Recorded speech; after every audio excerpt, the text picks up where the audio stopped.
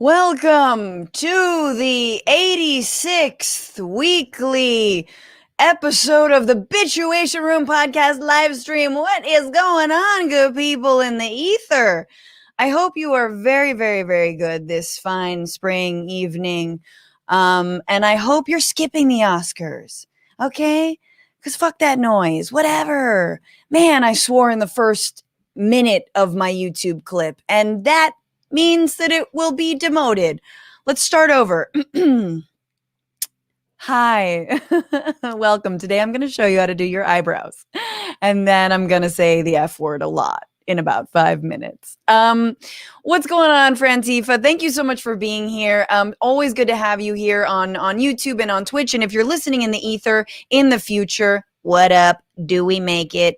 Does Minari win Best Picture? And it's like 2 Korean films back to back, and like, you know, MAGA can't take it, and Tucker Carlson has a meltdown. Let us know, and also give us 5 stars as a podcast if you're listening on iTunes. That really, really, really does help. And if you're here on YouTube, share and like the stream right now. Right now. We have such a good show for you. I kind of, I'm talking about the Oscars, but we are going to be looking at the political Oscars. Because let's be real, the best drama this last year did not come out of Hollywood. Okay? Not at all. So we're going to be going over that. Representative Anna Eskamani is here. She's a Florida State representative. She has a lot of wise words, even at her young age, for the Democratic Party, and also some thoughts about Mr. Matt Gaetz and some of her fellow Florida politicians. And she sort of found herself in a little bit of the mix on that whole cluster F, you know? I'll swear in a little bit. But I'm super excited to have her, as well as comedian Nate Craig is here. We're going to break down the news. We're talking about Disneyland Dad and how he got triggered. We're going to talk about Marjorie Taylor Greene. Once again, why can't I quit you, Marjorie? Why? No, but she's really trying to get AOC to debate her about something she has no idea about, which is the Green New Deal. And I want to know. I want to know what y'all think. And what else are we doing? We're talking about, we're talking about the future of the Republican Party. So I'm super excited to get Anna on and ask her what she thinks. But you guys, before we move forward, let me just let you know, this show is free of charge. It is powered by people like you via Patreon. That is right. Patreon.com/Bitchuation Room. Become a member. Your $2, $5, $10, $20 support really, really, really, really goes a long way. And now you get something back. Not only me and early access to all of our bonus episodes, but we got merch, people. That's right. Merch. We got some good merch. So if you are a patron for 3 months, you will be getting something no matter what tier you're at. But if you're at $20 or more, you got like a year of steady dope merch coming your way. None of this, no crap. All right? No mouse pads. Although now I kind of want to do a mouse pad just cuz. But no mouse pads, just straight fire, as well as all the early access to bonus content and access to the monthly AMA. I just did an AMA on Wednesday and it was really great. So if you're a patron at $20 or more, you can watch that back, and you can also send me all of your questions. And without further ado, for the patrons and for the tippers, TBR-live on Venmo, TBR live on Cash App, who I very much encourage to come on over to Patreon. But I understand if you're a Luddite when it comes to the old Patreon.com, but I just want to say thank you to everybody with none other than the fart song. Yes. Get it. Thank you so much to Matt Gaetz on a white Ford Bronco. You bit the bullet, dude. I see you. You're at that $20 tier. Thank you so much to James V, to Jay Churchill for upping your pledge to $10 to get this shout out, to Christian R for upping your pledge, John M for upping your pledge, buddy, to be part of the Franny Pack, getting that AMA mix and a year of swag. Thank you to Yilva L for upping your pledge. Please send me a question via Patreon, your AMA. Thank you to the big tippers, Joseph L, Sue ZB, Karen K, always Karen. You're so generous, please. Twitch subs, Fat Guy Named Tiny, Crystal Louine, John Mizet, Eurolino, Lizzie Nippon, Firestarter Dragon Joe, Crazy Hawaiian and PA, Darcy N, Text to Trill, 22 Gandys, and Sandy Dolman. You guys are the best. Thank you for subbing on Twitch. And let's get into it, you guys. What are you bitching about? And since it's the Oscars, and since I never talk about pop culture unless it has something to do with Cardi B, I'm going to talk about what I'm bitching about, which is not fair to any movie. Because me and the movies are like this. I watch one of the Oscar-nominated films, and then I form all of my opinions based on the one film that I watched. And I'm like, I don't like the way, and that's how it is. But look, that's how we all are. And films is something I don't know that much about. But I know something about a good story. And I will say I'm bitching about Promising Young Woman. I know a lot of people are like, this is the best movie ever. This is really great. Oh my God. Like some people I respect, some friends of mine, love this movie. And I will give it this. It is an excellent topic, talking about campus rape, talking about rape culture. It is chilling and thrilling. And there are scenes in it that are like, they're so good. And so just a spoiler alert, if you haven't seen it, do something else, play with your Legos, come back, I don't know, close the tab, reopen it if you don't want spoilers for Promising Young Woman. But I thought it was all over the map. It was all over the place. She goes out, the movie ends, here we go. She just gets killed. Just like that. She just gets killed. That's how it ends. And she doesn't go out. It's a revenge story, and she does not mount really any kind of defense. Honey, you're trying to go after rapists and creeps. You better carry a weapon. You better have some kind of plan. Look, Kill Bill, she had a plan. There was a plan. She was going to get I guess she was already good with the katana, but what I'm saying is, when you carry out your revenge story, you need a plan. You can't just get got at the end of the film. And I feel like the filmmakers were all over the place with this. And the way it ended was so anticlimactic. And I get that it's like, if she had just gotten killed and that was it, it'd be like, oh, bro, the rape culture and how the victim gets victimized once again and how awful. And But then they end it with a little button of like, but she sent a text message, so joke's on you. Now they're arrested. No, yeah, they're not going to serve time.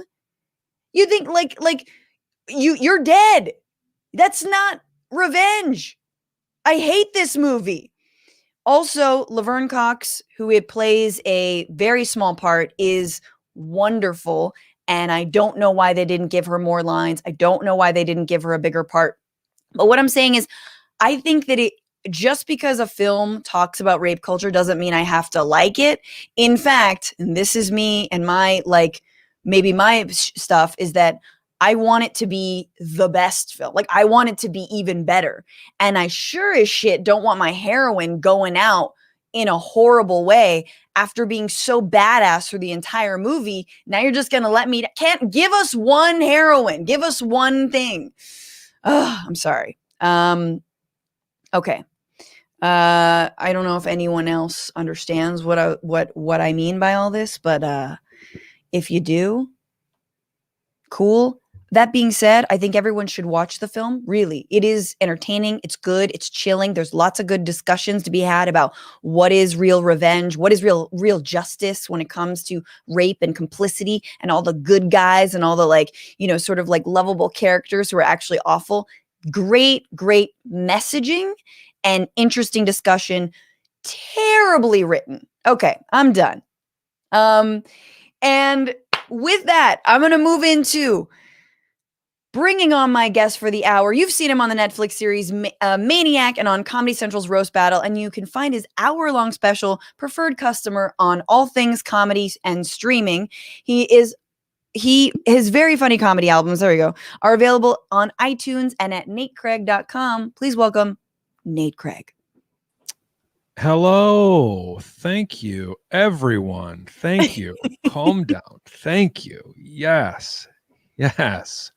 You're welcome. I just found out I'm not getting a Bitchuation room mouse pad.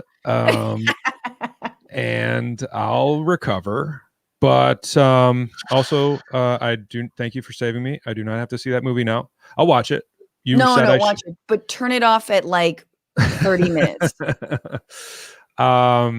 What do you think the point of killing her is? Fucking, I don't know. I feel like if they had just left it at that, it would have been like funny, almost like a slapstick ending of like all this revenge, and then two bros like, bro, we just killed her. Oh, okay. They get off, and it's like, you know. But then it ended. I don't think there was a point. I think it was three writers that all butchered each other's scripts and got rewritten to death, and the film didn't know what it was doing.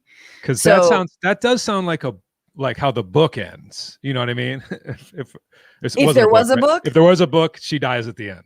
Sure. But you're right. But I mean, I don't have a problem with her dying at the end. I think I have a problem with them then being like, the studio notes were like, no, but can she get a little bit of vengeance at the very end? And they're like, fine. So they write in like an extra scene of her like being cute and it's just, it feels patronizing. Does that make sense? Like, where you're like, for sure. Question then, she's just trying to correct people's behavior, right? Is she murdering people as she goes along? Also not clear. In fact, what it ultimately seems like is she's got like a hitman at one point. She like has a whole like list of dudes. She entraps dudes and sort of makes them think, but it's not clear if she like cuts them, hurts them, kills them. None of that is clear. That's the reveal I would want at the end of that movie is, or she's like keeping them in a basement or some shit and like feeding, you know what I mean? Or like, I don't know, something fun. Dicks in jars. Sorry, that would be. Then it would be. Then she just opens a closet and it's like, here are my dick jars. Like she starts singing like Little Mermaid, you know, part of your. I don't know. Women are the problem after all. Sorry. It is weird. Just watch. It's good, but it's weird. And obviously, I think if you're a man, it's uncomfortable if you're a guy, and there's good questions, but then they all kind of get, again, nullified at the end. But this is not a movie podcast. Yes. This is a politics podcast. No, but I do want to start off, Nate, with what you're bitching about, because I don't want to take up all the space here. What are you bitching about? I have a couple things. First of all, it's just boggles my mind that we are still living in a country where people don't need a background check to buy a leaf blower.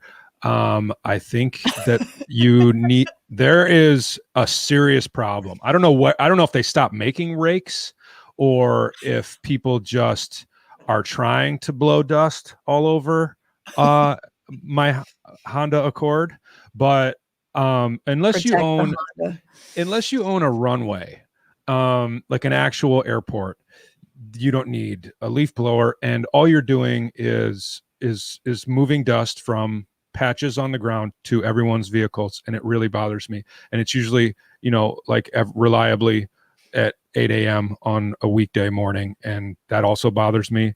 But I want I don't know, government regulation. Let's add up a department of.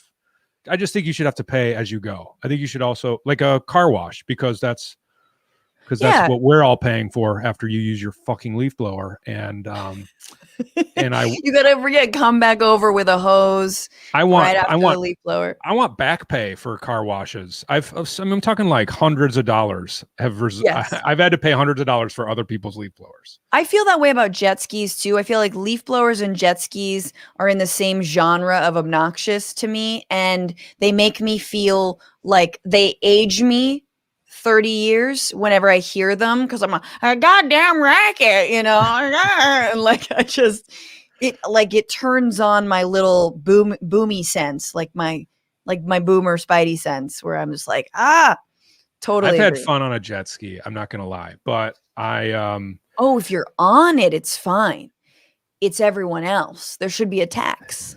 There should be a tax, a noise tax, a volume tax. That, and then also I'm bitching about I appreciate people who pick up their dog shit.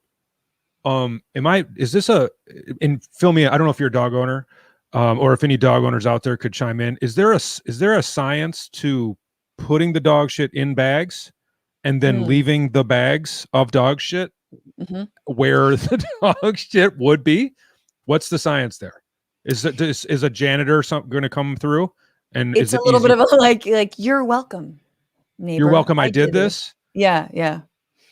I preserved this dog shit for future generations now. in a plastic. Well, that's the thing. It's like it's in plastic that's non-biodegradable, but it's a little bit. It's a flex. It's an environmental flex, but also doesn't do anything. You're right. I think the leaf blower dude should come around and just blow all the doo-doo. That I would appreciate. off the sidewalk.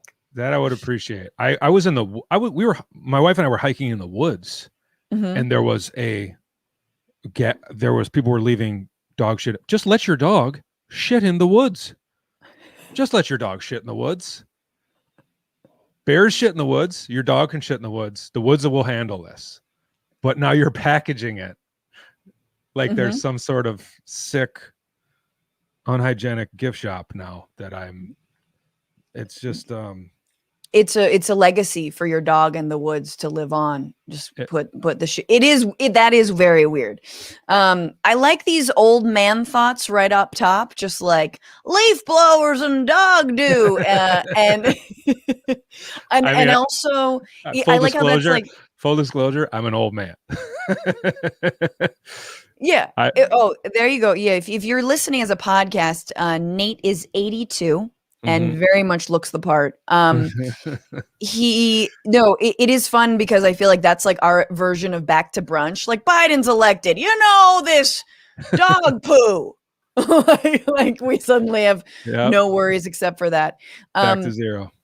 Well, I have one sort of political bitch that I have. I want people to stop inventing their trolls. It boggles my mind. I mean, we are a decade into full-blown social media and people are still responding to people with double-digit followers. I saw there was like a post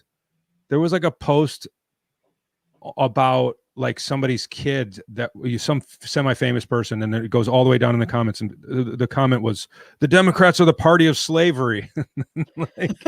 Clicked on them, and then the replies are off the charts, and I click on the profile of the person who made the comment, and it's just some woman, and her bio is love, laugh, live. Like, it's not a real person. We're inventing these things, and it's not healthy. Anyway. Oh yeah, we love the shadow box on the internet. Nate and everyone listening, this is super embarrassing, but I'm going to play the fart song to make it better. I forgot my charger in the other room, so just hang on 1 second before my computer dies. I'll talk to these beautiful Nate, people. talk over this. I also, if you haven't watched the QAnon documentary on HBO, there's a really interesting part of that documentary that I have some insight to, and you're gonna love it. They do like a meeting for after a Q drop, for people who are following all the Q drops, and they have a roll call, and people are like, yeah, this is Gary from Tuscaloosa, and yeah, this is Susan from DC, and yeah, and then one of the people on this QAnon drop roll call is Warrior Biatch from Wisconsin. Well, I know that voice, and I know, and that is my friend D, who is a morning radio DJ, local regional celebrity in Madison, Wisconsin. Her name is D, and her radio personality name is Biatch. Just And, fucking with people? Oh, an actual person. No. So this is just back to people inventing their trolls. And I was going to segue into, if you haven't seen the QAnon doc on HBO, I've been telling your listeners about it. And nice. We talked a little bit about it. Yes. So anyway, so they're doing a roll call after one of the Q drops, and people are checking in. Hi, this is Mary from Washington, and and then one of them this is Warrior Biatch from Wisconsin, and it's my friend. She has an unmistakable voice. I was like, what? No way, because she's a hard liberal. She's her and her wife are raising her wife's daughter. Like, she's our politics check out. And was she just trolling? No, it was not her. Her voice was used or imitated or recreated to make a fake person that anyone else from Wisconsin or southern Wisconsin, south central Wisconsin would recognize. What? She did not go to this meeting. It was not her, but that was her voice. And I texted her. I was like, you going to Q meetings now? And she was like, no, you're not the first person to text me about this.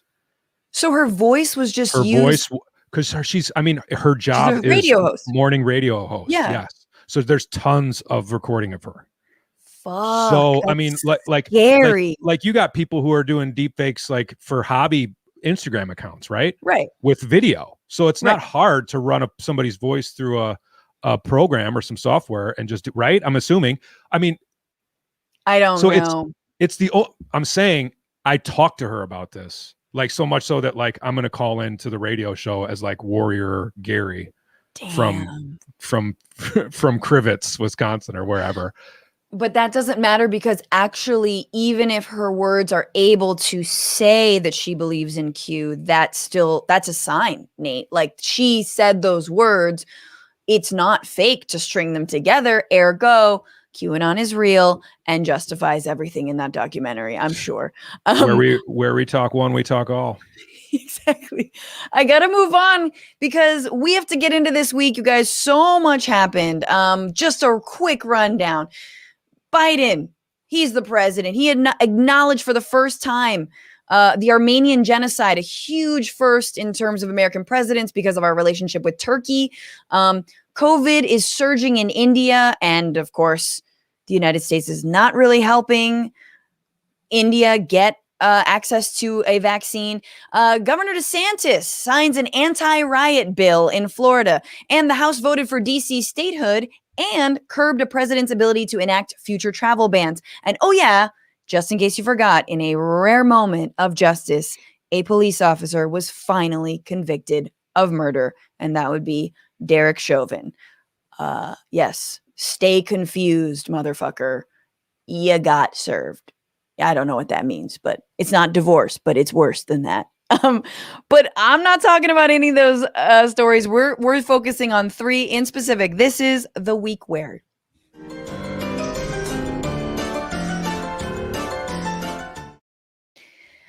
This was the week where the culture war rolled on, and a Nevada man named Jonathan Van Spaarskirk wrote an op-ed for the Orlando Sentinel entitled, "I love Disney World, but wokeness is ruining the experience."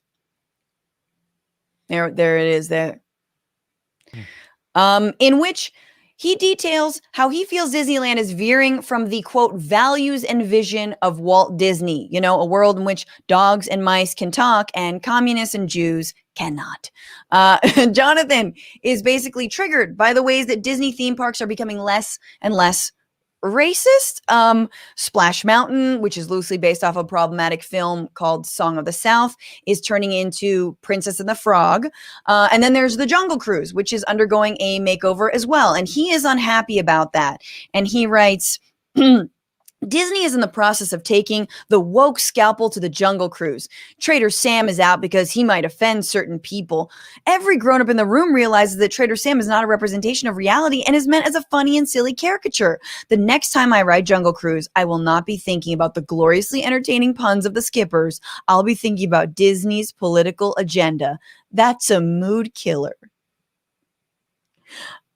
First of all, way to reveal your kink, bro. Like mood, mood killer. Like, how do you get off? Just like stereotypical portrayals of Africans, like little mammy figurines. You're like, oh yes, God.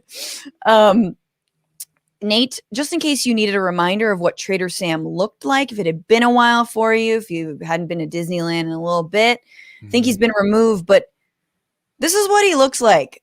Trader Sam, who Jonathan's very upset is being removed.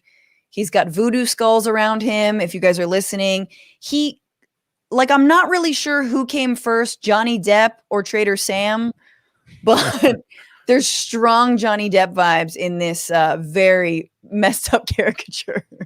Trader Sam is loose. I mean, I feel bad for the kids that have to raise this man that wrote this op-ed and hold their father while he cries on their one Disney cruise a year. That's what he said. Yeah. Is that what he said? Cruise a year. Once every couple, I think he said once every couple years. The guy, let me just show a photo. Here is a picture of Jonathan. Yes. Look. Yes.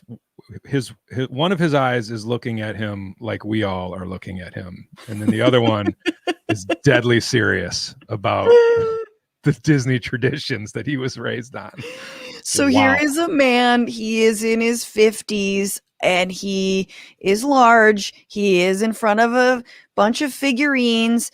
He is very red-faced and he's wearing a shirt that has like a bunch of different Disney films on it. And yes, as Nate explained, one of his eyes is looking inward. And look, we're not.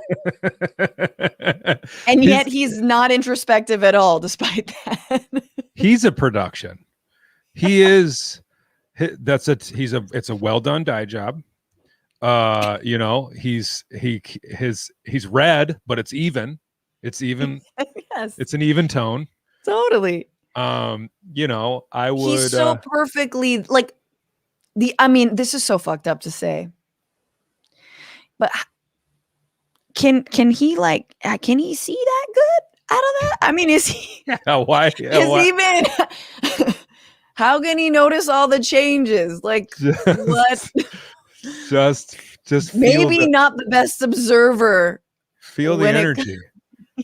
The magic. He can feel it's less racist already. I do want to read one more passage from Jonathan. Just give him his say, hear him out. He said, Pirates, as in Pirates of the Caribbean, used to be one of my favorite attractions. My family would always ride it first on our first day at the Magic Kingdom. Now we do not even ride it every trip. When my family rides Pirates now, each of the changed scenes takes us out of the illusion because they remind us of the reality and the politics that force the changes. Okay. Yeah. Good. All right. That was our intention. Next caller. Holy shit. What is wrong here, buddy? What a sweet. He strikes me as this sweet boy that's just. That maybe sweet boy. You're like, but my childhood, and when I had ice cream for the first time, and it was shaped like a Mickey Mouse, and it was covered in chocolate. First of all, the Pirates changes are only two. You guys let me know if there's anything different. One, there's way more Johnny Depp. Like, arguably, they took Trader Sam out of the Jungle Cruise and just replicated him throughout Pirates, which is Johnny Depp. Number two, instead of a man lusting after and chasing a woman in this like roundabout animatronic thing, the woman is chasing the man. And that's the update that I guess bothers him and makes him feel like we're just in this PC culture. And he doesn't buy it. He doesn't buy it. Cheer up. Cheer up, buddy. Why can't pirates just be pirates, you know? True. It's true. There's no room for pirates anymore. The liberal Hollywood and the Democratic Party have they've taken all the safe space away for pirates. There's no safe space for drunken pirates. The Amazing Andrew says there was also a woman auction they got rid of. I feel like that's a good thing. Maybe we shouldn't auction women. The woke mob's not letting us sell our women. It says unelectable airwaves on Twitch. So funny. This man, my God, I do think, yeah, like, oh, buddy.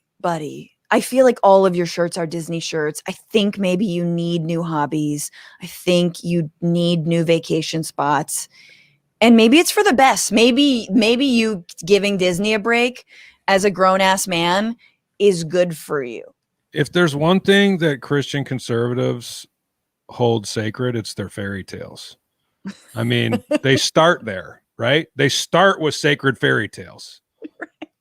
And then so everything else, anything, that's how Q blew up. It's evangelicals. It's people that love their fairy tales and want them to stay the same. Yep. No matter if they weren't in the business of understanding shit from the beginning.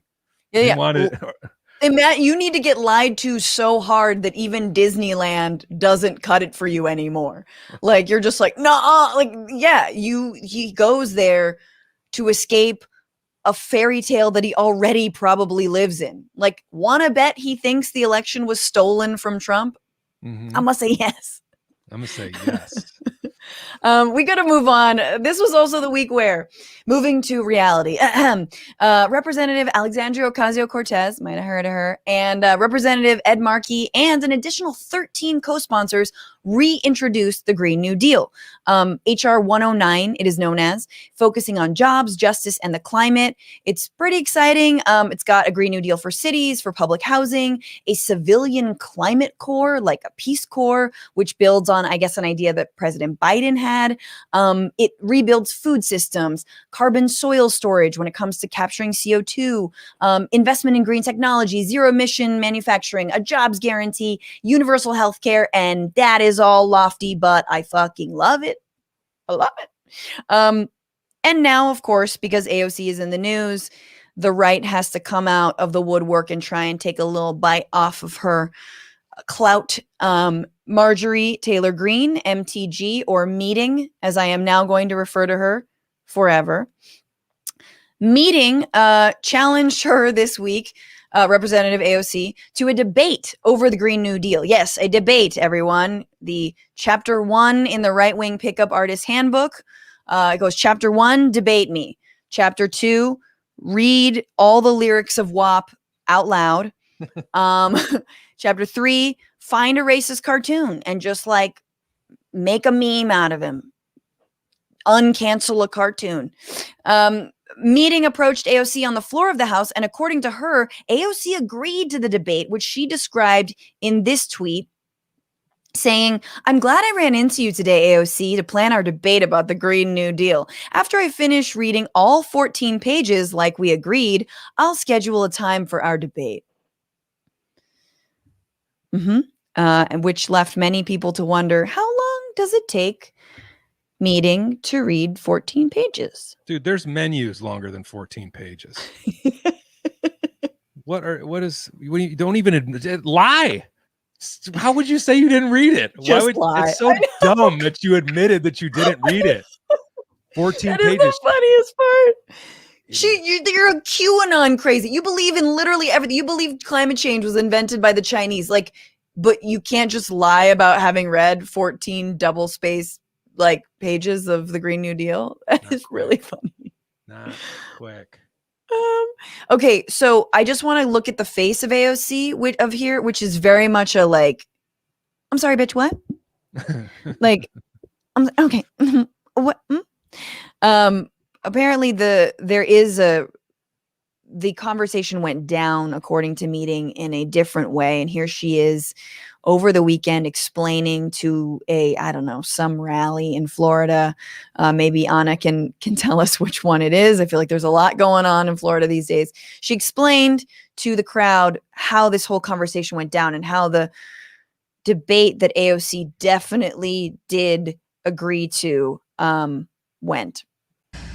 I sign paychecks. I create jobs. I've built the economy, and your Green New Deal is going to tear it down. You see, you've never been a business owner, and you have no clue what you're doing.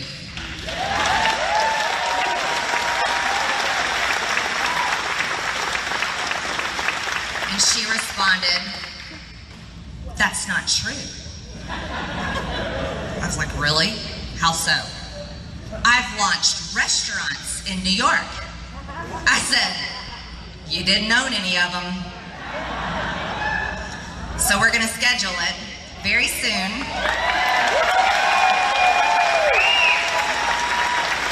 And she better show up." Narrator voice. She never showed up. It's so corny. It's so corny. Why if you're so the whole crowd is just there's so much spite and anger in her voice that she's just that the crowd's eating up. Why, if that's the case, why do you care about debating the representative from New York? I love my buddy. AOC has become such a boogeyman because it's easy to remember her initials. That's it. That's all. That's all. Otherwise, it would have been whoever else she's writing that bill with, or wrote the bill with, or whoever else. Because my buddy knew who she was 2 years ago. This is a Trump Republican from Wisconsin that I grew up with. Still a good friend of mine. He's AOC. I said, dude, you don't even know your own fucking representative.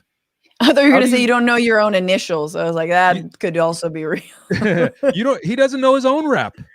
Right. He knows some rep from, that's just because somebody else is making it easy to memorize on his radio. Well, MTG, I mean, Meeting is really trying to make herself the AOC of the right.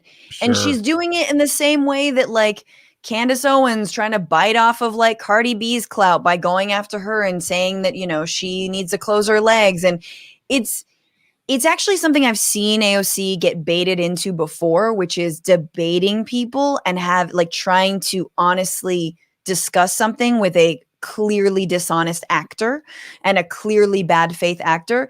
But like, I don't know. What do you think? I think there's online people are like, yes, that'd be so great. I would watch the hell out of that debate. And other people are like, no, that's a terrible idea. Nate, where do you stand? Do you think AOC should debate Meeting?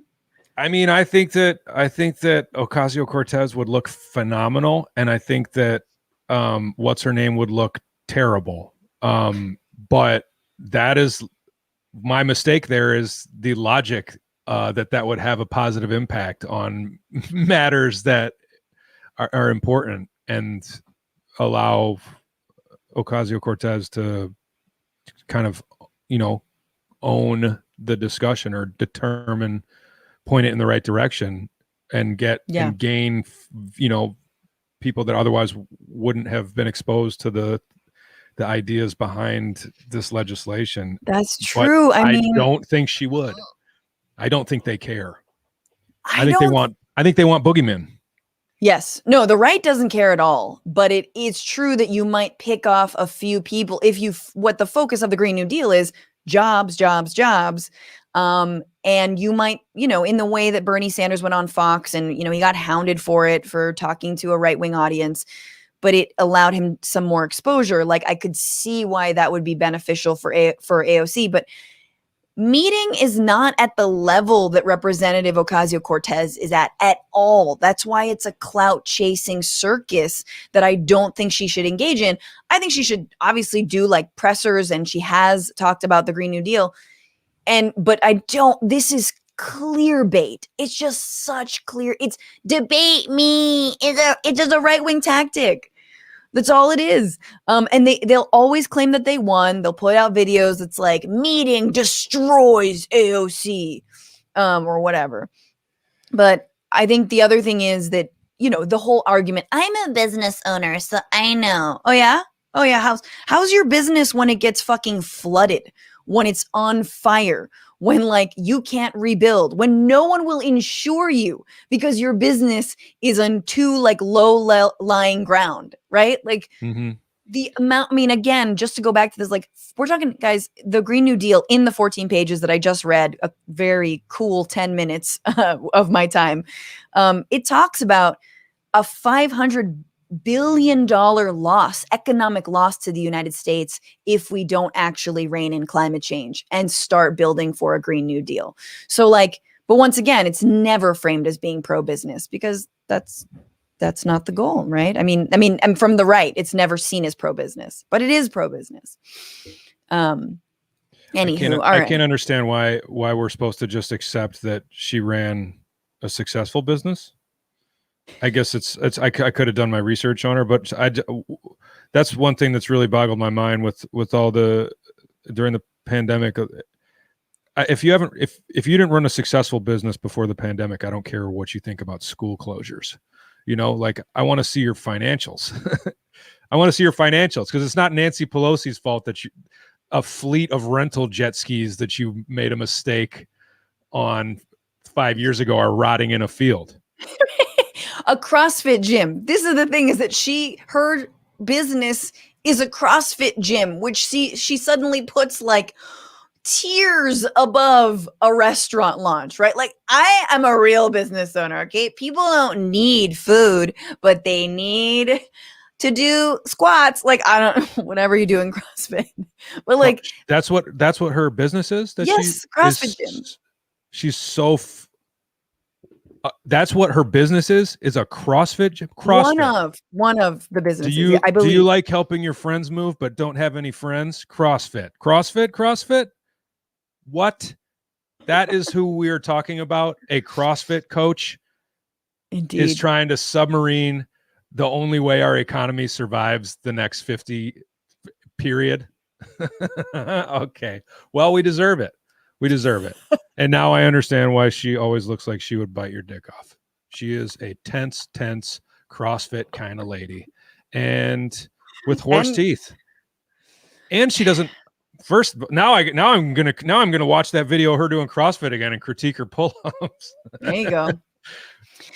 We have one final story, and then we'll bring in Representative On Eskamani. But I'm very curious as to, I guess, your thoughts, and maybe some of your folks, and maybe Republicans and Trumpers in your life. But this was a week where moderate anti-Trump Republicans showed that they might be making a comeback that no one's that excited about. Kind of like the comeback of low-rise jeans.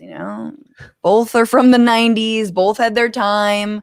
And like, sure, yeah, high rise or like is cutting off our circulation, but do we really want to go back that far? Anyway, this week, Republican Liz Cheney, who voted to impeach Trump recently said he has no future in the Republican Party, reportedly raised $1.6 million for her reelection campaign from all kinds of moderate Republicans, including a PAC associated with Lindsey Graham, Senator Mitt Romney, former House Speaker Paul Ryan, remember that turd licker, Senate Minority Leader Mitch McConnell, that's right, Minority Leader Mitch McConnell, and then, of course, former Bush officials, including her mother, Lynn Cheney, and father, Satan. Basically, many Republicans in leadership are standing behind Cheney as opposed to the arguably more Trumpy Kevin McCarthy, the House Minority Leader. And even before Ted Cruz and Josh Hawley or Meeting and Josh Hawley have also raised millions of dollars in 2021, but not necessarily out of like a massive outpouring of small dollar donations, but they like purchased giant lists. And so like spent tons of money buying these giant lists of Republican donors and like squeeze more money out of those. But the Republican base is dying, right? Like literally, figuratively, after January 6th, a lot of folks jumped ship. They're dying out. But those who are still there, that little backwash that's there, is very loyal to Trump, not loyal to Liz Cheney. So this is a big question, right? Like, where is the Republican Party going? What will the future of the Republican Party be? And more importantly, does the future have to include the Republican Party? Just broadly, Like, why don't we just do it without them? Why don't they just stop altogether? Nate, what do you think? Where do you think we're going? You think we're going closer to the Marjories, or do you think we're going closer to the Liz Cheneys? I think people are going to get more extreme. Hopefully I'm wrong, but I think there's going to be just a more and more extreme, racist and violent minority of angry, white victims. And that's going to kind of fester, but I think will still function. as long as the economy is upright. And so, it just depends on, can they agree on a candidate with old school Republicans? And by old school Republicans, I guess I'm talking about George W. Bush Republicans, because Reagan Republicans Reagan Republicans were bad enough for me, but they got worse when they were ready to, invade Iraq because Saddam Hussein had Santa Claus, and then that got even worse. So I don't know. I mean, it's hard to imagine they get more radicalized, but like I felt very torn, and obviously like victim in quotations when you said they're the victim. It's true. Like, from a lot of things I've read, people are like, dude, this. Sorry. No. I think, we all know that that's what you mean. Like, but the capital involved in the fake victimhood complex is like, it goes on and on. Like, you can keep milking that for a long time. And I wonder, but it's hard for me to imagine folks get more radicalized, because it all ends. You talked about the Q documentary.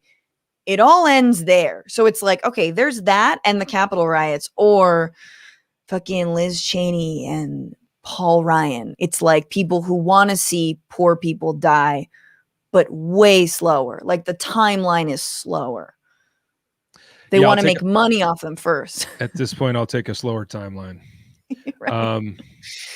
And I think maybe that's why they're clinging to the current power structure within the power structure. I mean, I think that they know that all their bills are paid for by the petroleum industry, and the second that business shifts away from that a little bit, maybe they don't have as much weight, and maybe they're kind of big tent is fractured and fragmented a little bit.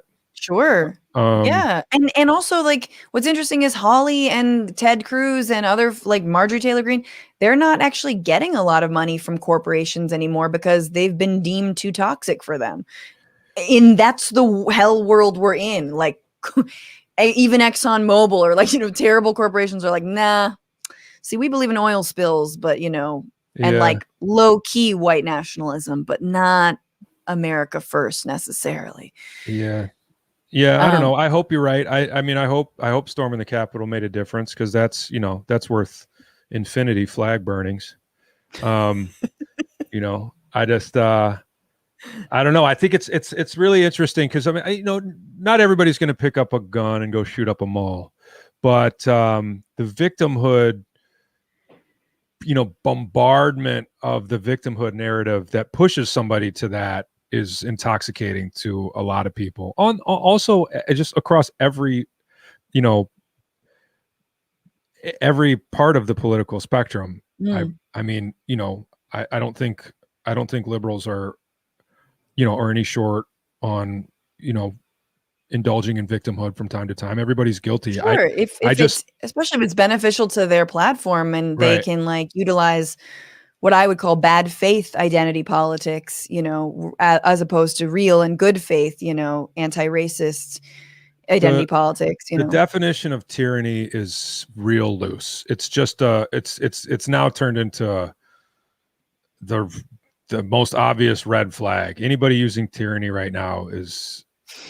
If you say tyranny, you're just, I mean, you've never, like, had to look more than 5 minutes for a parking spot. Otherwise, you're like, tyranny. You've never been turned down for a job. I mean, I understand why you deny that the Holocaust exists, because you wouldn't be able to talk like you do if you actually had to use some sort of perspective or context. I mean, Jesus Christ! I just watched the documentary on Darfur. It's like, what I'm sorry, what are we talking about? Because you can't smell your food court like you want to, because you have to wear a mask at the cookie stand. Like, that's tyranny. Like, are you out of your fucking mind? I don't know.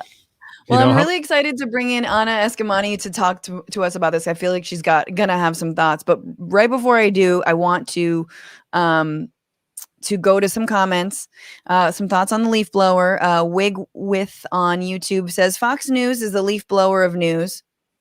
Love it. Agreed. On Disney, Franco on YouTube says Trader Sam strangely looks like Heidi Cruz. That's mean. We're just pulling no punches today. On YouTube, DC Trevitt says anyone that excited about Disney World should be avoided anyway. Agreed.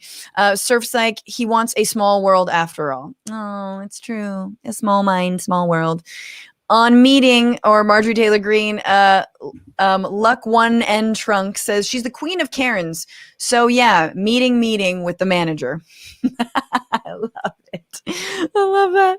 And on Twitch, Fat Guy Named Tiny says for AOC, it's going to be like playing chess against a pigeon, regardless of the outcome. Meeting will just shit all over the board and strut around like she won anyway. I love that. I've been seeing that pigeon analogy and I'm like, yeah, hell yeah. Playing chess. I feel like an old man has tried to play chess with a pigeon. Multi-ball, just look at what conservative state legislatures are currently passing: anti-trans, anti-protester, anti-abortion, voter suppression. They're just now getting the ball rolling on how bad things can be. Oof, that's one for the pessimistic column over there, but you are not wrong. And for her thoughts, let's get into what's going on in Florida, what's going on in the Republican Party and the Democratic Party. This is the Sitch.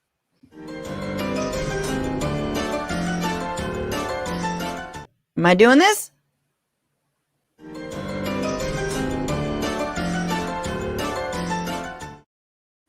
Yay! And with that, joining us for the Sitch, patiently waiting in the green room, she's a state house representative for District 47 in the Florida legislature, who in 2018 flipped her legislative seat and made it history as the first Iranian American elected to any public office in Florida.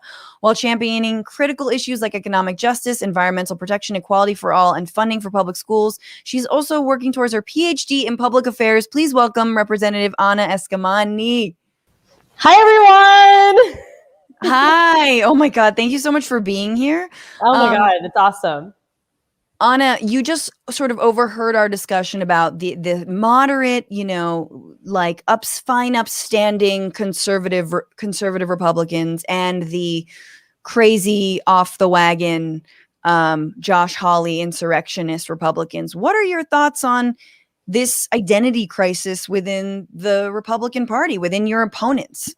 I mean, the reality is that these more, quote, moderate Republicans consented to this. They subscribed to it because they thought it would benefit them.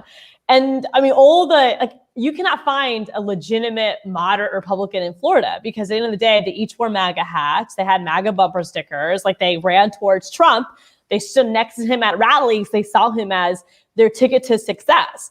And then before they know it, it's like, oh, I'm with the white supremacists. Like, maybe I am a white supremacist, So yeah, like, it doesn't exist anymore because y'all didn't say anything when we were all making the point. And so here we are, facing some really, really challenging circumstances where people in places of power are trying to become that Trump 2.0.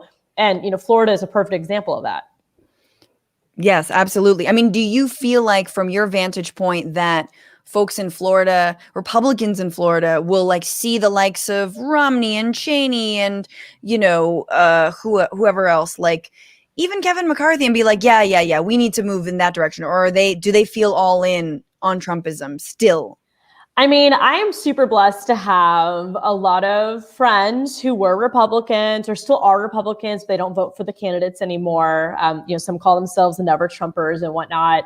But those are becoming rare and rare.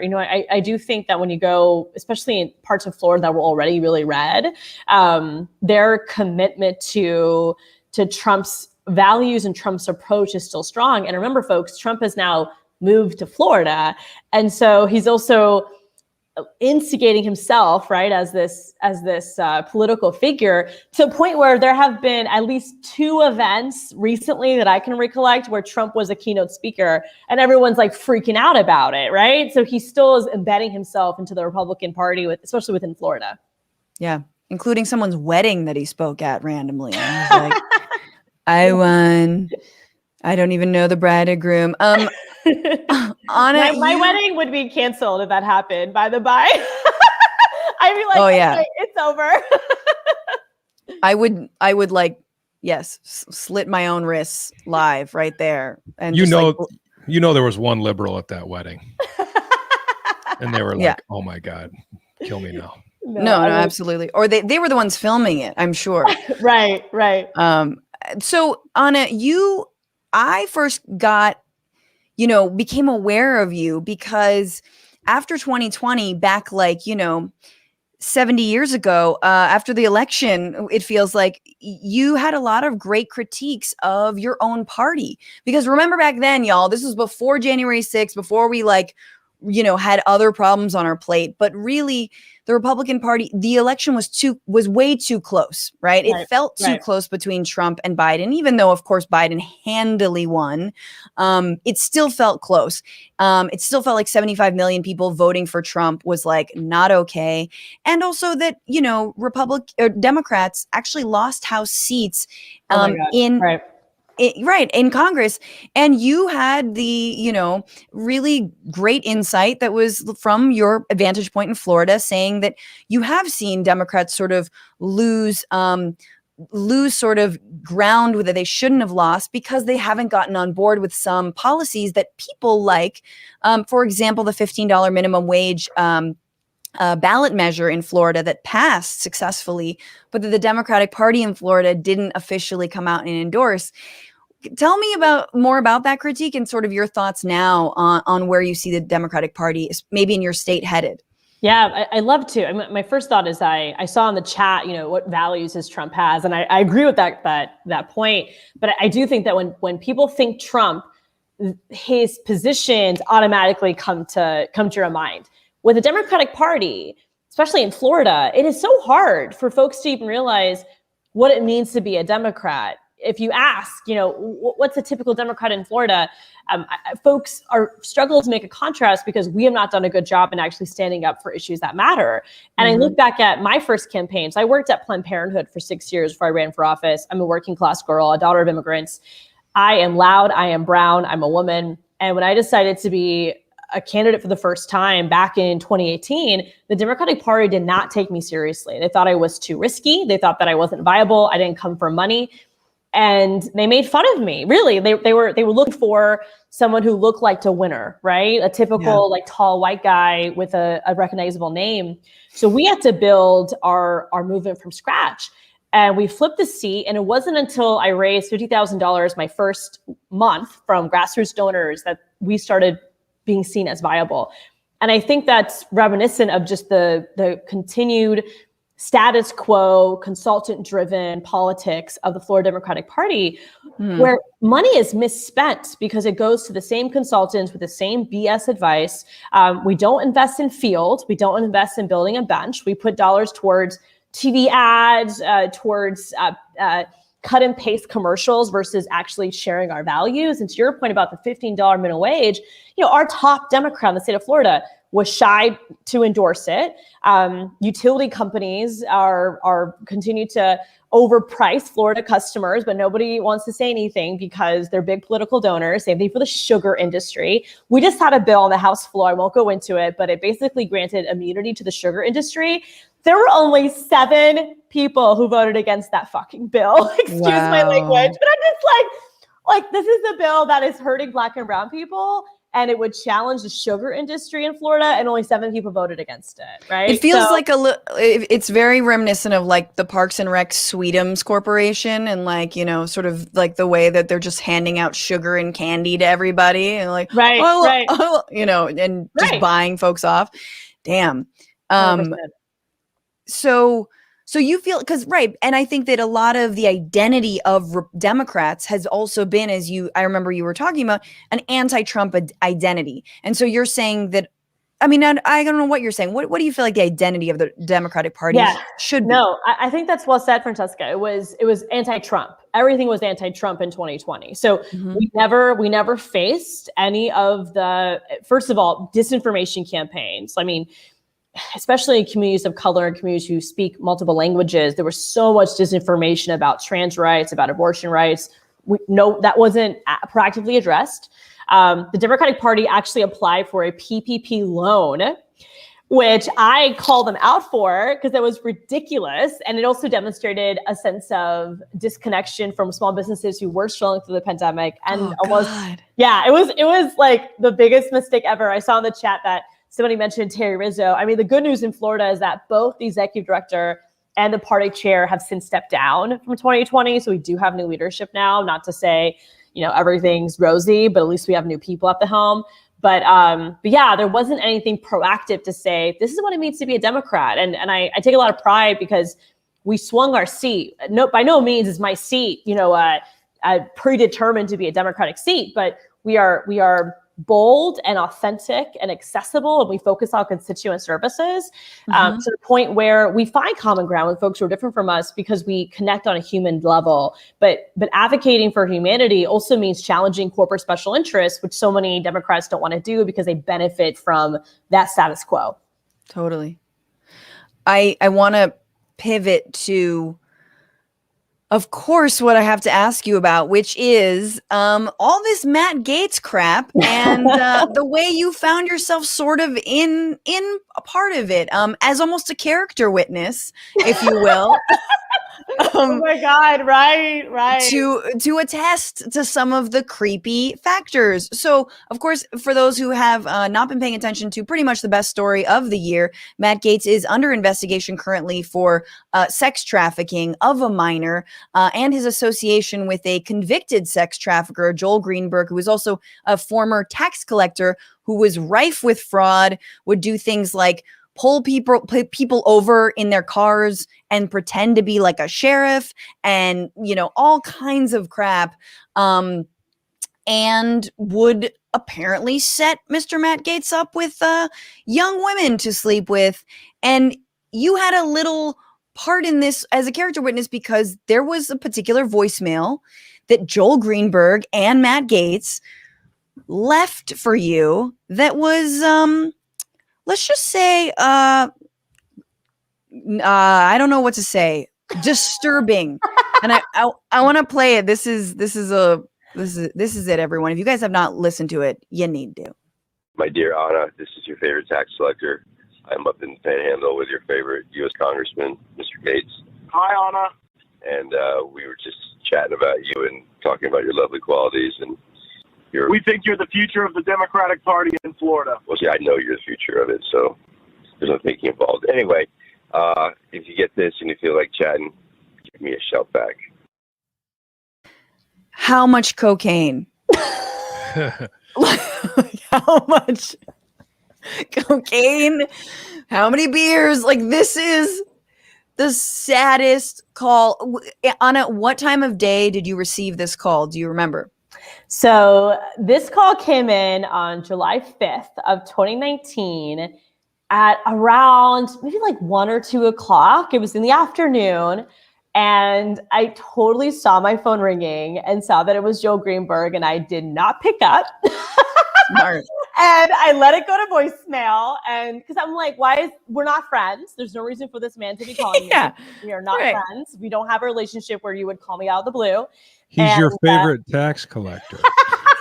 Yeah. Don't even, Nate. Don't even. And so, yeah, I let it ring and I saw a voicemail and I played it and I was shocked. I mean, I was like, what the hell is this voicemail? And I just played it for some of my girlfriends. I played it for some of my interns. But I honestly, I just wrote it off as like another experience as a woman in politics. I didn't think a lot about it. I just kind of let it be. And then when all this shit started blowing up, I was like, oh my God, they left me that voicemail. And I actually had to download an app to like go into the hard drive of my phone because I didn't keep it, right? Like, again, I mean, as a woman in politics, you were like, forget, delete. Right. You get unsolicited stuff all the time. And so I dug it back up and it definitely demonstrates their friendship. I mean, they were in the Panhandle together, right? Which now we're learning they shared women together. I mean, super creepy. I'm so glad I didn't pick up. And I do hope it helps map out, the story of everything they've done. And that's one reason why I wanted to share it. Yeah, no, a few things, obviously. It definitely does that they are friends. They know each other. He can't pull I have no idea who this is, the Trump thing. But then also the way they're sort of treating you as like trying to butter you up, trying a little bit of a like girl you up, like what are you doing? Like there's that vibe there that's so creepy. I don't know, Nate, what did you hear? Have you It's just a typical Democrat with a favorite tax collector. That's all I heard.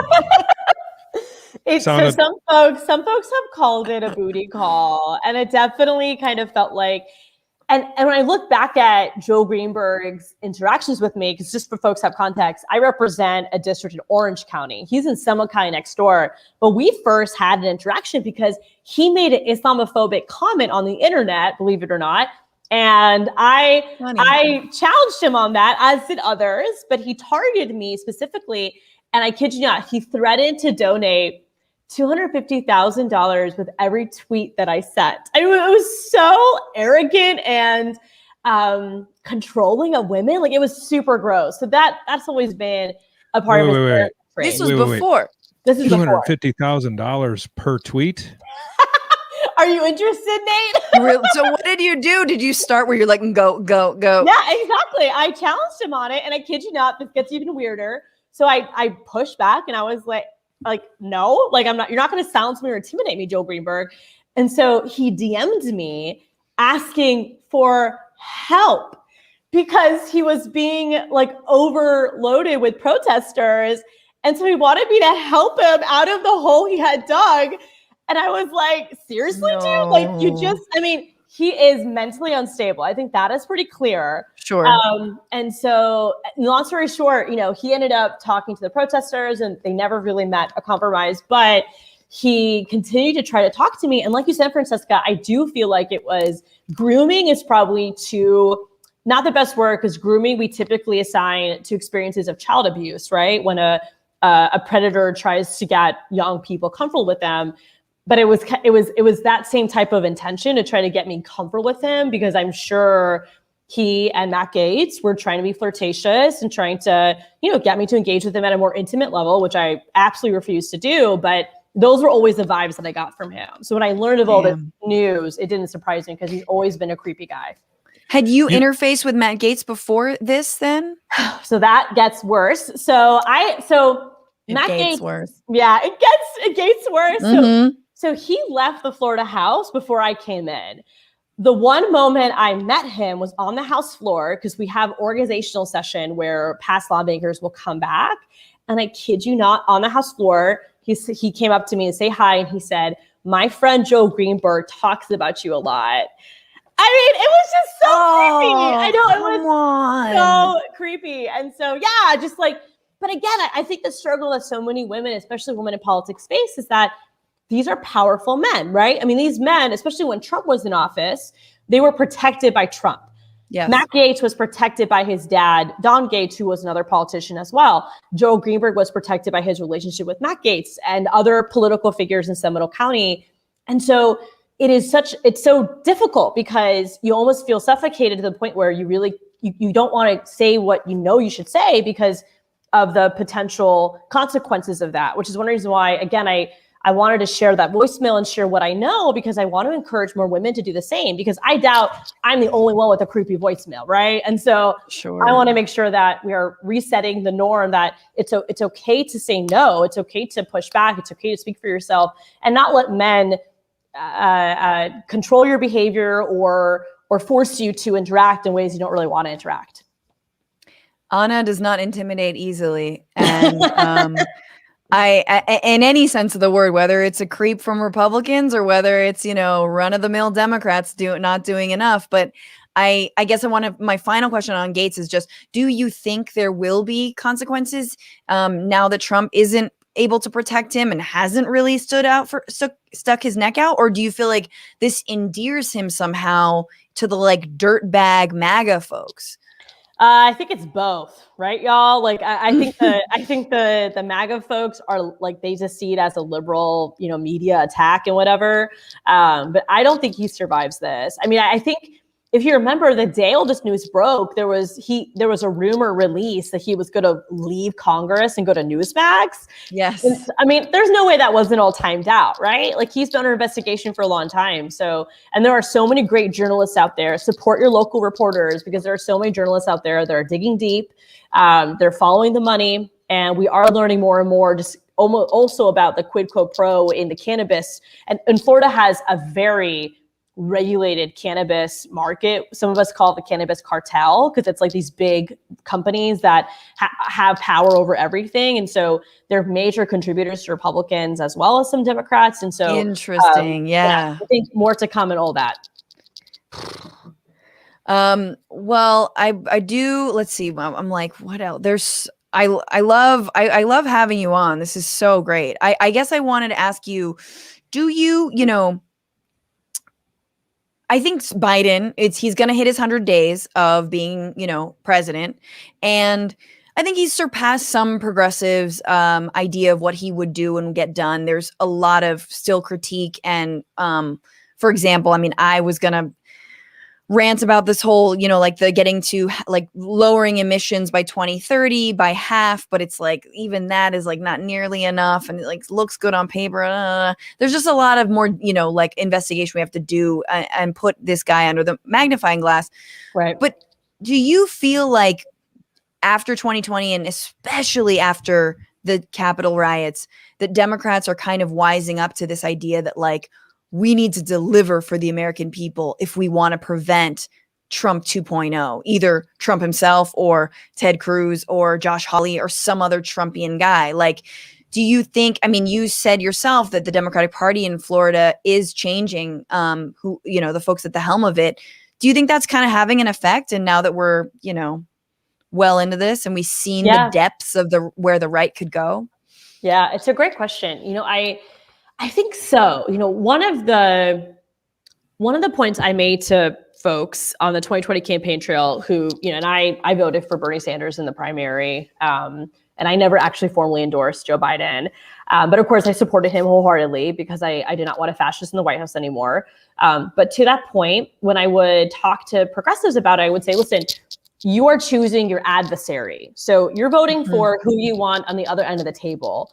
I don't want Trump at that table because Trump's not going to care about undocumented people. Trump's not going to care about peace around the world. Trump is not going to care about American workers and so forth. And so you want to choose your adversary. And I do think that the Biden-Harris administration is who I would rather want on the table, right? Right. To talk about these issues. And the American Rescue Plan, despite not having the $15 minimum wage within it and missing other elements, was one of the most historic anti-poverty initiatives in this country's history. And we cannot deny that.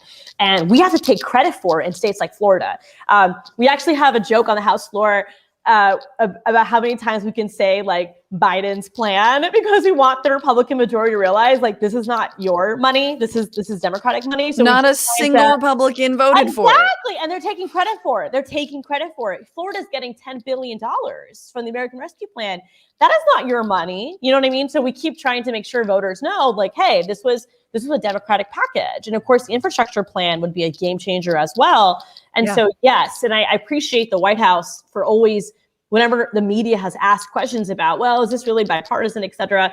And the response is, this is what the American people want. And I'm like, hell yeah. Like, that's exactly what we should be saying. Like, bipartisanship, in this case, that is not the most important facet when the American people are demanding us to take action. And so we got to listen to the American people. Absolutely. Nate, any thoughts? It's an honor to be here. Thank you for all your hard work. We were talking before you came in, Anna, whether or not the party is going more extreme or not. And I don't know. I feel like yes. The answer is yes.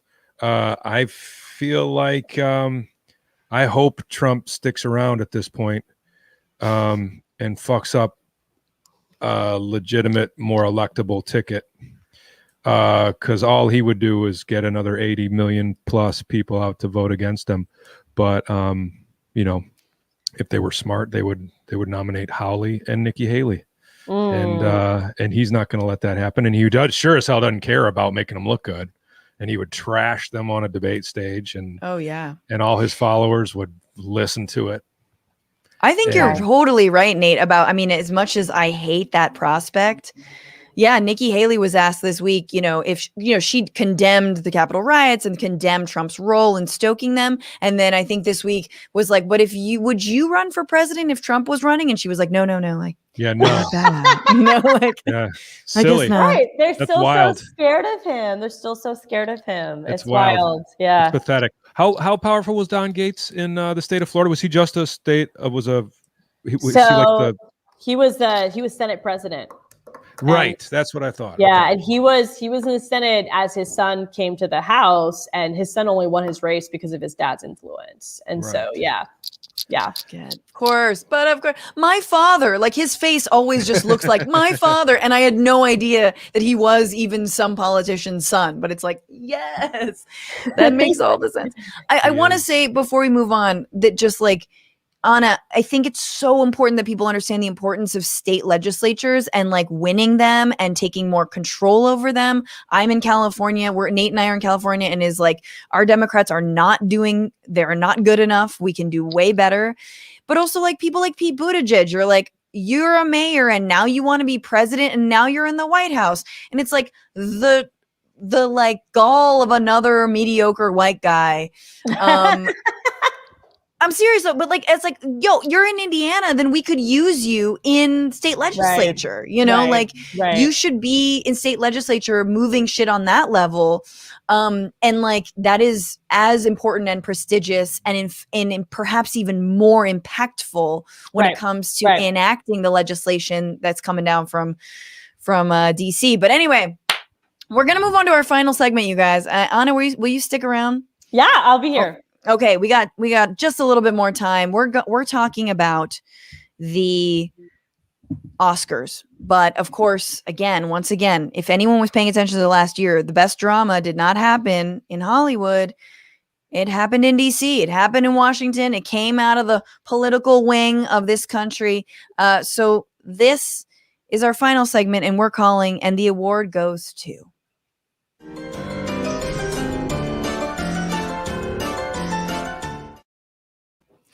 All right. So everyone in the chat, I need your help. All of you. So everyone's going to vote except for your votes. We will consider your votes, but the Academy, as in Nate, Anna, and myself, will have the final say. But we have 3 categories. They are Best Actor, Best Director, and Best Supporting Actor. And please excuse all of these bad puns. But for Best Actor, nominees are, by the way, these are called the Swampies. Did I say that? They're called the Swampies. Thanks. Best Actor, Ted Cruz in Citizen Cancun. All about his escape from Texas to Cancun, of course, that he blamed on his daughter. Best Actor, Matt Gaetz in Saving Private DMs. Once again, a story of soliciting sex from underage women and paying them on Cash App.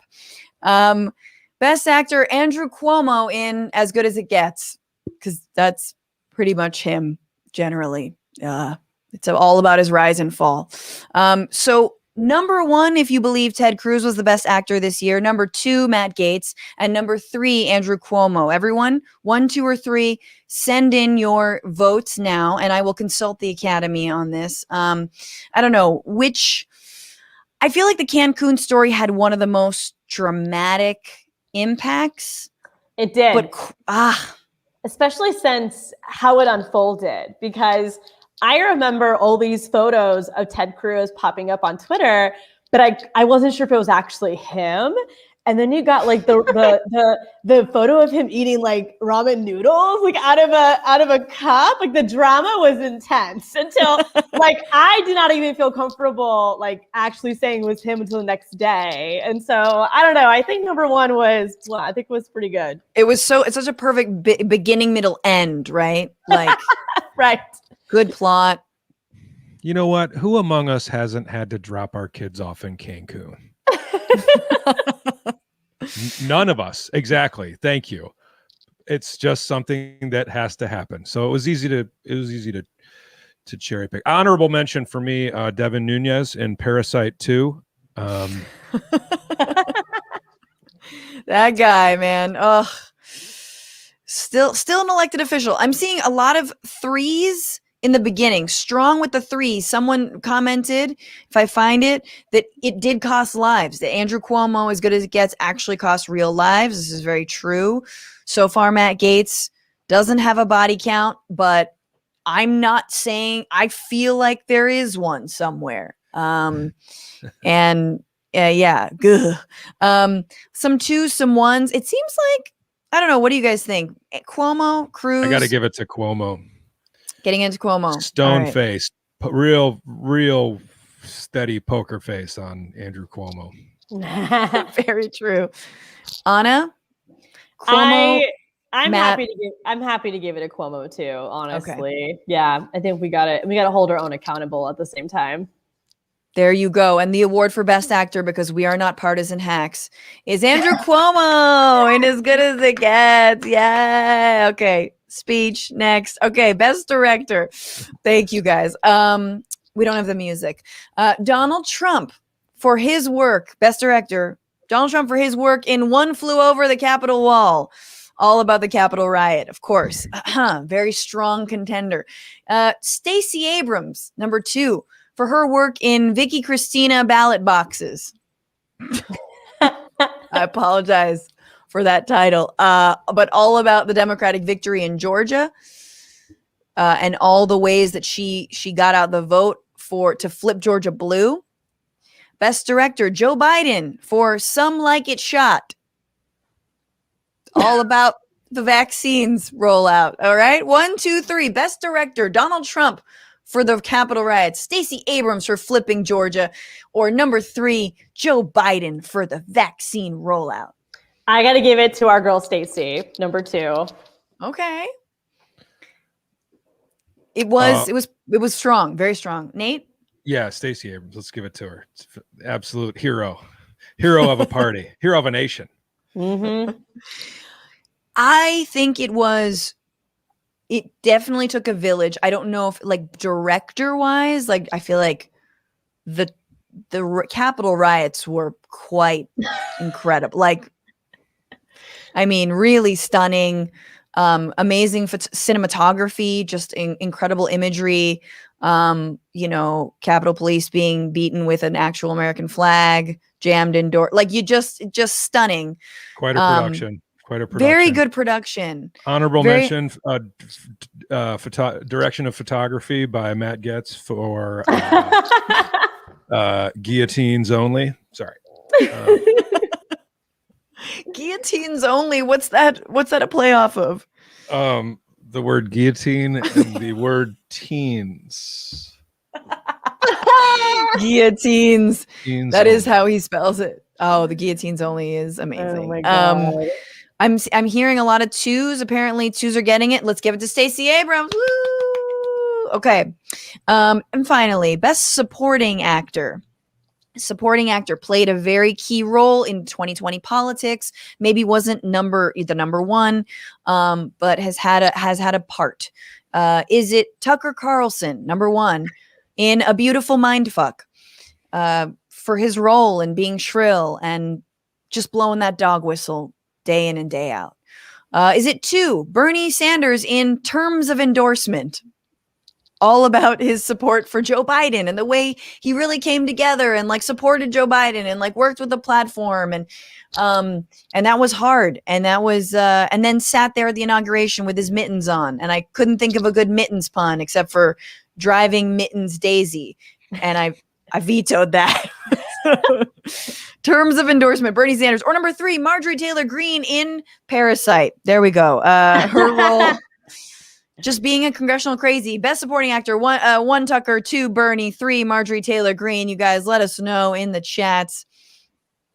All right. I gotta say, I think for me it was Bernie. Mm-hmm. Best Supporting. Anna, you did vote for him in the primary.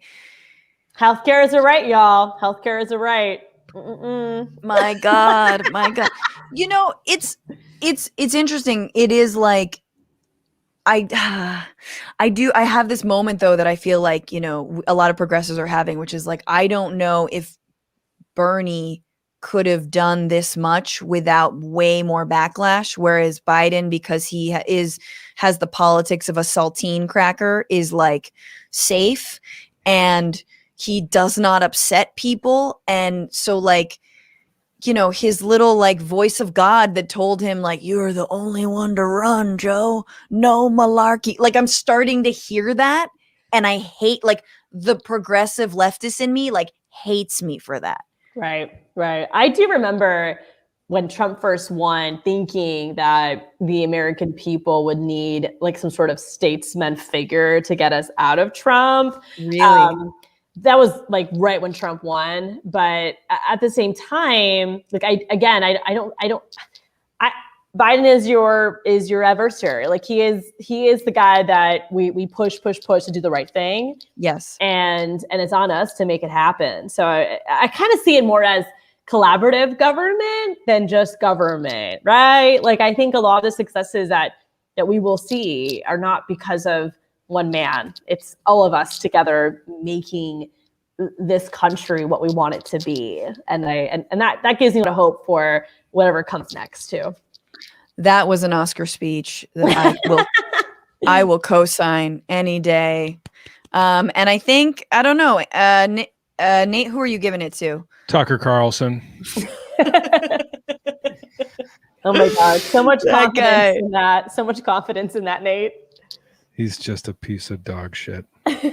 He is a great actor, but I feel like he really believes what he says.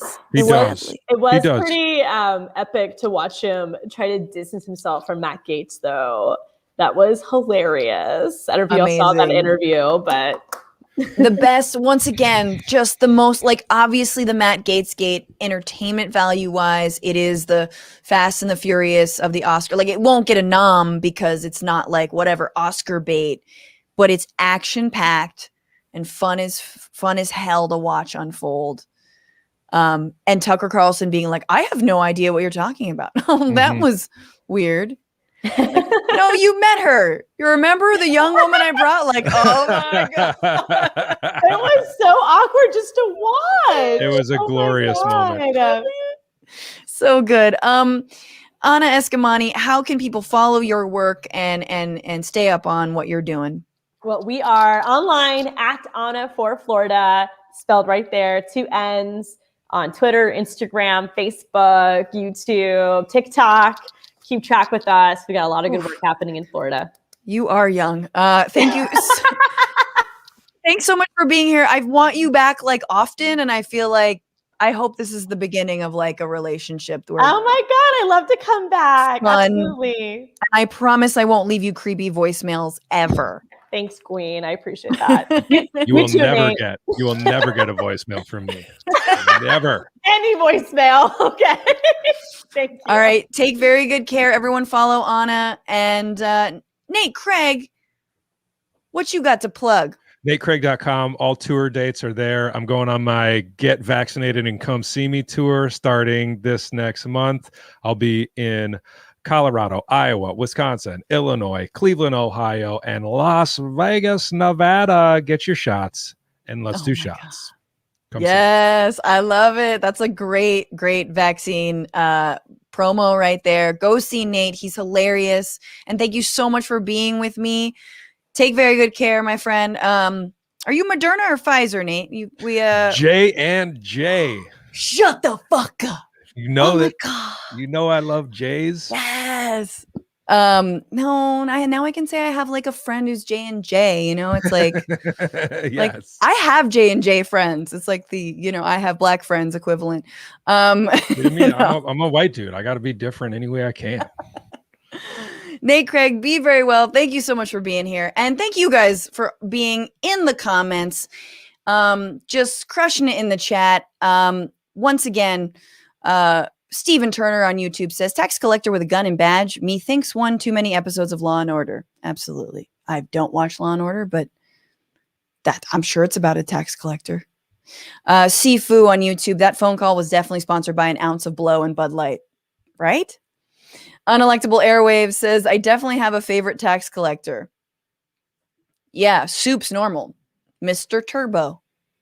On Anna, Stacey Abrams, or the Progressive Defender, Anna is Florida's Stacey Abrams in terms of her work on unemployment services. I'm sorry we didn't get into that, but thank you for letting us know, Progressive Defender. And thank you guys for the super chats. Kimberly McNaught, always so generous. Toby Universe, Ken M, Stephen Turner, Anya Harris, twice, thank you, and Marianne Kelly. And for all the new Twitch subs, Deb ZZZ3, Nug Wrangler, and Progressive Defender with that dope comment. It really means a lot that you're here. It means a lot that you're a Patreon. If you aren't a patron, join up. Patreon.com/Bitchuation Room. $2, $5, $10 gets you a shout out. $20 will get you a year of merch.